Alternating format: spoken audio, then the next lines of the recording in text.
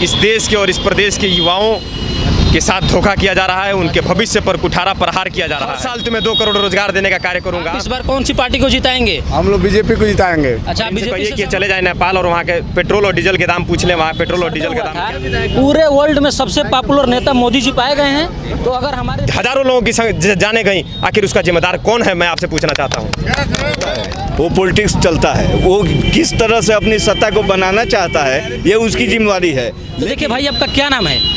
मेरा नाम अरशद रजा है। आप यहाँ पे पेपर जला रहे थे, उसको देख करके हम रुके हैं, तो आप पेपर क्यों जला रहे थे और कौन सा पेपर था?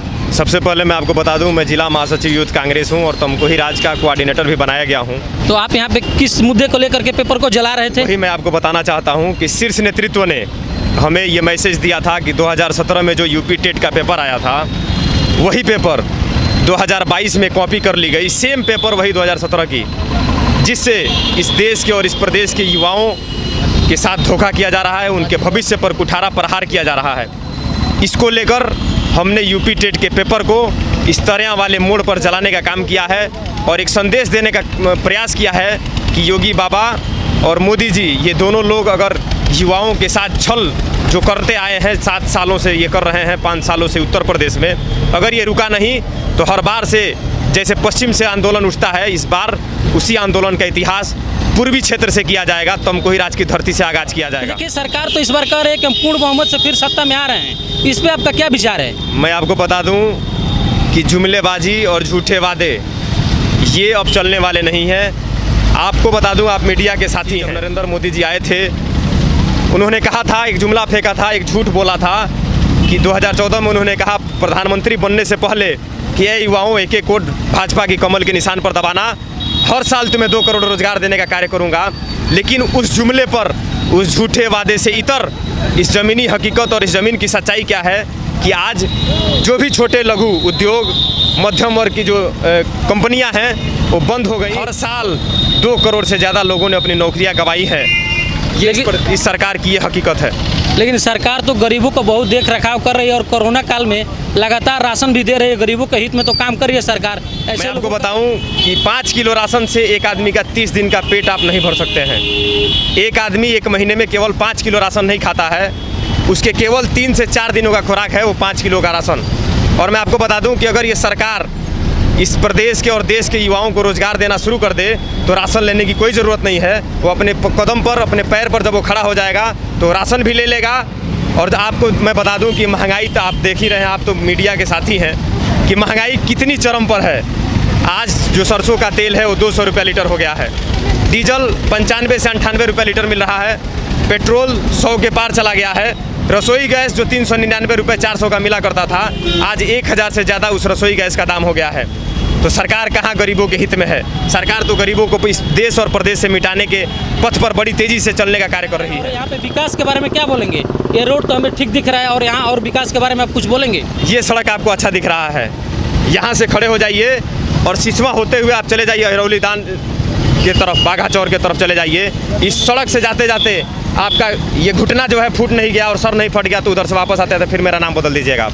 देखिए, ये रोड जो है सीधे तरह थाना में जाता है और यहाँ पे पुलिस चौकी भी है, और इनका कहना है जो तमकोही राज से तमकोही रोड तक जो रोड है वो तो बढ़िया है, लेकिन यहाँ से जो तरह थाना तक रोड है वो रोड एकदम हालत ख़राब है और ये सरकार पे सीधे सवाल उठा रहे हैं। तो यहाँ के विधायक इसको नहीं बनवा पाए। आपको बता दूं कि योगी बाबा जी एक नया राजनीति शुरू किए हैं, क्योंकि अजय कुमार लल्लू उनके निगाहों में खटकने लगा है। यही एक ऐसा नेता है जो योगी बाबा के आंखों में आंखें डालकर सीधा सवाल करने का कार्य करता है बिना डरे उनसे। और योगी बाबा उस मुख्यमंत्री के कुर्सी तक ये न पहुंच जाए, अजय कुमार लल्लू एक गरीब का बेटा, जो पिछड़े का बेटा है, उससे डर कर और इनके नाम पर राजनीति करते हुए उन्होंने इस सड़क को बनने से रोका था, जिसकी लड़ाई सड़क से सदन तक लगातार अजय कुमार लल्लू ने लड़ा है। तब जाकर ये सड़क का शिलान्यास, आपको पता है 3 साल पहले केशव प्रसाद मौर्य आए थे यही किसान पीजी डिग्री कॉलेज पर, आकर के इसका शिलान्यास करके चले गए और योगी जी ने उसी फाइल को उठा के फेंक दिया। तो आप तो जानते ही हैं कि PWD विभाग के मंत्री जो केशव प्रसाद मौर्य हैं, और योगी जी में कितना बनती है कि वो शिलान्यास करते हैं और योगी जी उसी फाइल को उठा के बाहर फेंक देते हैं। आपका चाचा क्या नाम है? संतोष गुप्ता। आप इस बार कौन सी पार्टी को जिताएंगे? हम लोग बीजेपी को जिताएंगे। अच्छा, आप बीजेपी से सहमत हैं? पूरा सहमत है। लेकिन गरीबों को तो कह रहे हैं कि महंगाई हमको बहुत परेशान कर रही है, राशन। कहीं ऐसी कोई बात नहीं है, वो सब पर डिपेंड है, शेयर बाजार पर डिपेंड है। जैसा कच्ची का खरीदारी होगा, जैसा जो खरीदारी होगा, वो महंगाई अपना घट्टा बढ़ता रहेगा। आप पेट्रोल और डीजल पे और जो गैस के महंगाई, राशन, देखिए तेल जो था 200 का पार हो गया, सरसों सब का अपने सीमा से सब अपने स्तर से नीचे होते चला आ रहा 2 है। मिनट आप हमको दे दीजिए। अभी बड़े भाई ने बताया है कि महंगाई नहीं है। यही देश है, इस देश से नेपाल तेल खरीदता है, पेट्रोल और डीजल खरीद के लेके जाता है। और इनसे कहिए कि चले जाए नेपाल और वहाँ के पेट्रोल और डीजल के दाम पूछ लें, वहाँ पेट्रोल और डीजल का दाम क्या है। मैं आपको बताता हूँ, नेपाल भारत से खरीदता है पेट्रोल और डीजल और 58 रुपये लीटर बेचता है। इसी भारत में 90 से क्यों ज़्यादा है? क्या इसका जवाब इनके पास है? आप देखिए, सरकार से एकदम नाखुश हैं और इनका पूरा सरकार पे आरोप है कि सरकार जो भी कुछ दे रही है उसको इनडायरेक्टली लोगों से वसूली कर ले रही है। और देखिए, लोग पूरा जला रहे हैं। यूपी टेट का पेपर है जो 2017 का है, वही कॉपी कर ली गई 2022 में। ये योगी बाबा और मोदी जी का ये विजन है जो इस प्रदेश के युवाओं के भविष्य पर कुठारा प्रहार कर रहे हैं। और 2 करोड़ रोजगार देने का जो झूठा जुमला लेकर आए थे, 16 करोड़ से ज़्यादा लोगों को बेरोजगार करके घर पे बैठा दिया है। यही भाजपा सरकार की, मोदी जी की और योगी जी की उपलब्धि है। यहाँ पे कौन सी सरकार चाहते हैं इस बार? इस समय मैं अभी युवा में सबसे पहले मैं बता दूं कि मैं तमकुही राज कांग्रेस पार्टी का नगर महासचिव हूं। थोड़ा तेज बोलिए भैया, आप थोड़ा तेज बोलिए। मैं तमकुही का नगर महासचिव हूं। मेरा नाम वारिस छोटू है। मैं ये बता दूं कि जो सरकार, ये जुमलाबाजी सरकार है, भाजपा सरकार, और ये इस समय गरीबों के लिए फ्री राशन, फ्री तेल, इसको तो सबसे पहले मैं बता दूं कि इसका ये आवश्यकता ये लॉकडाउन में था। जो गरीब लोग ऐसे मर रहे थे, बेघर थे, ये सब चीज़ उस समय की ज़रूरत था। तेल, नमक और ये चना का, जब ये लोग मर रहे थे, इन लोगों के परिवार में खाने के लिए कुछ नहीं था। मगर ये इस समय कौन सी परिस्थिति है, इस समय लोग खा रहे हैं, कमा रहे हैं, सब कुछ सही है। ये चुनाव रणनीति है, ये चुनाव करीब आ गया है, ये चुनाव की ये सब मुद्दा है, ये सब चुनावी मुद्दे अभी है। तो देखिए, अभी सरकार पे आरोप लगा रहे हैं, लेकिन ये बताइए, भाजपा की जो सरकार है, जी। पूरे वर्ल्ड में सबसे ज़्यादा वैक्सीनेशन जो कोरोना की है, पूरे देश में, पूरे वर्ल्ड में सबसे ज़्यादा कोरोना का वैक्सीनेशन हमारे देश में हुआ है और मोदी सरकार कर रही है। और अभी मोदी सरकार पे एक सर्वे हुआ था, पूरे वर्ल्ड में सबसे पॉपुलर नेता मोदी जी पाए गए हैं। तो अगर हमारे देश में लोग उनसे इतने खिलाफ होते तो पूरे वर्ल्ड में मोदी जी 1 नंबर पर सर्वे में आने वाले नेता कैसे बन गए? अच्छा, इस पर जवाब देंगे, बोलिए भैया। चाहते हैं, सबसे पहले आपको बता दूं कि मोदी जी कोई वैज्ञानिक नहीं है। जो आप कह रहे हैं कि कोरोना का वैक्सीनेशन फ्री में लगवाए हैं, वो अपने घर से नहीं लगवाए हैं, वो हम गरीब मजदूर किसान के टैक्स का पैसा है। और इस देश में कांग्रेस पार्टी ने इसरो, DRDO जैसे संस्थान खड़े किए हैं, जहां से वैज्ञानिक निकलते हैं और वो खोज करके और वैक्सीन तैयार करते हैं। मोदी जी कोई वैज्ञानिक नहीं है। और आपको बता दूं, इससे पहले भी इसी देश में इससे खतरनाक स्वाइन फ्लू चला करता था, जो एयर में चलता था। क्या उसका वैक्सीन नहीं लगा? इस हाथ पर, यहाँ जितने लोग खड़े हैं, इस हाथ पर आज भी निशान होगा, एक गोल सा चक्र सा, वो किसका देन है? वो भारत सरकार की देन है। वहाँ किसी व्यक्ति विशेष का नाम नहीं लेना चाहिए कि इस प्रधानमंत्री ने फ्री वैक्सीनेशन किया है। वो प्रधानमंत्री नहीं करता है, भारत के जो वैज्ञानिक हैं वो करते हैं। उनको श्रेय मिलना चाहिए, बड़े बड़े डॉक्टरों को मिलना चाहिए। और यहाँ जितने साथी खड़े हैं, कहना तो बहुत आसान है कि मोदी जी ने फ्री में कोरोना वैक्सीन लगवा दिया। जब छोटा बच्चा पैदा होता है, इसी हाथ पर लगता है और चक्र आज भी सबके हाथों पर होगा। अगर शर्ट खोला जाए, इस कुर्ते को हटाऊं तो यहाँ नजर आएगा। वो आखिर वो किसका देन है, मैं आपसे पूछना चाहता हूँ। देखिए भाई साहब, कुछ बोलना चाहते हैं, बोलिए आप भैया। लोग कोरोना वैक्सीन बोल रहे हैं। कोरोना वैक्सीन जब आया, वो वायरस आया, 1 साल के अंदर हमारे प्रधानमंत्री ने अपने जो भी जिस तरह से व्यवस्था करा के 1 साल में वैक्सीन ला दिया। पहली सरकार कितना पोलियो हुआ था लोग को, उसके पोलियो ड्रॉप बनने में कितने टाइम लग गया था भारत में, ये भी तो बता। इनका कहना है कि हमारा जो सरकार है, 1 साल के अंदर वैक्सीनेशन को दवाई खोज दिया और वो भी स्वदेशी, और अपने यहाँ के लोगों को लगाए भी।